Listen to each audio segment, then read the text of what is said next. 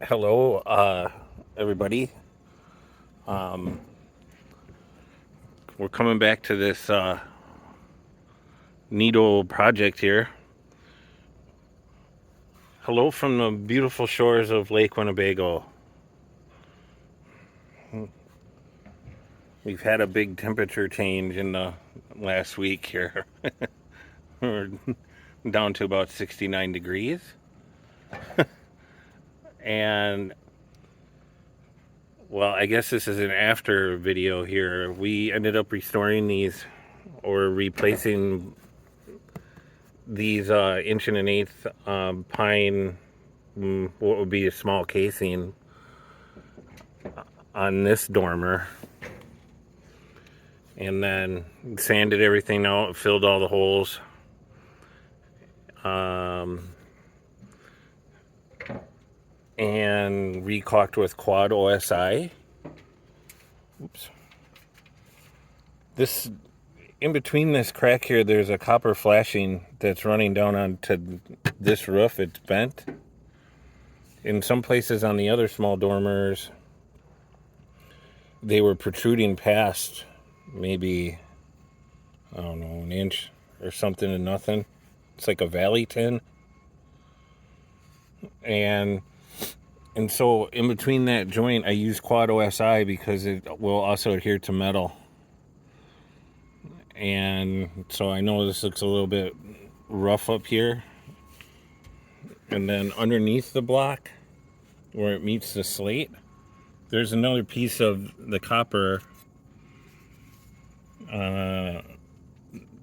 that's bent up the face of this anyway. So when I drilled through for my screws, I had to go through that copper too. Otherwise you wouldn't get any grab. So I filled these fastener holes in some of the rough areas that had, I don't know, splits with high,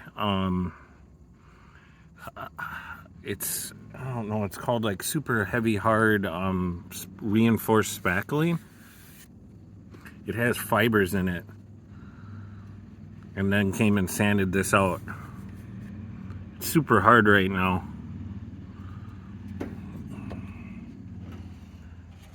And then you got to be careful not to use that stuff if it's going to rain the next day, or if it rains, maybe within a couple hours of you putting it on.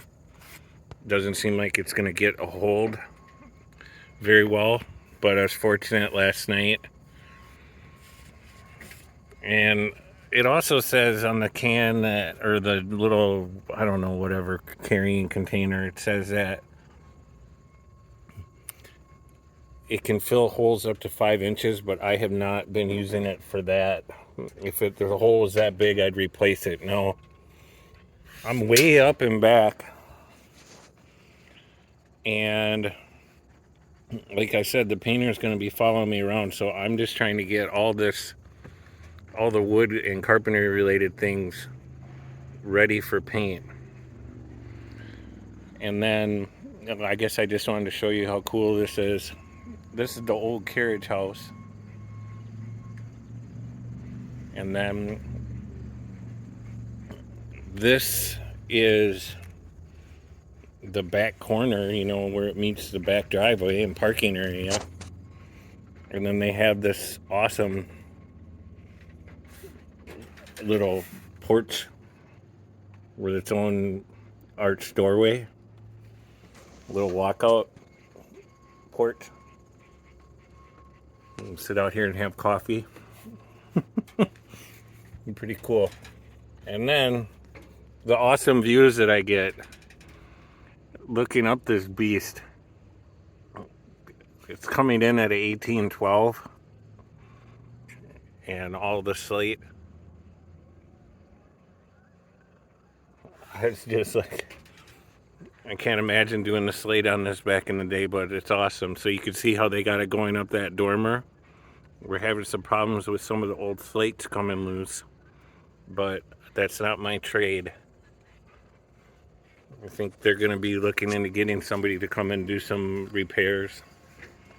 An example of that copper gutter.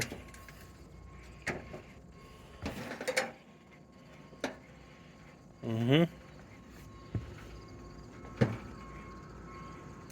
I think I skipped a video too.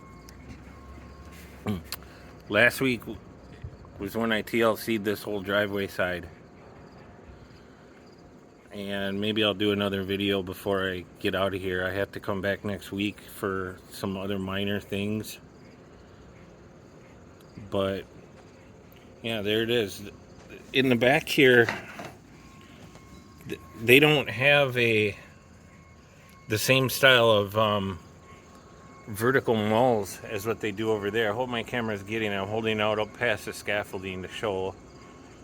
And so it's a little bit easier. There's less woodworking around here. You know?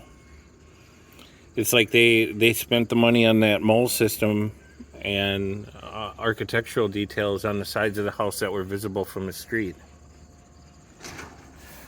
So even this window is different. You can see that its sill's got a ginormous limestone ledger, it looks like, or sill. Whereas the other ones are built from that cedar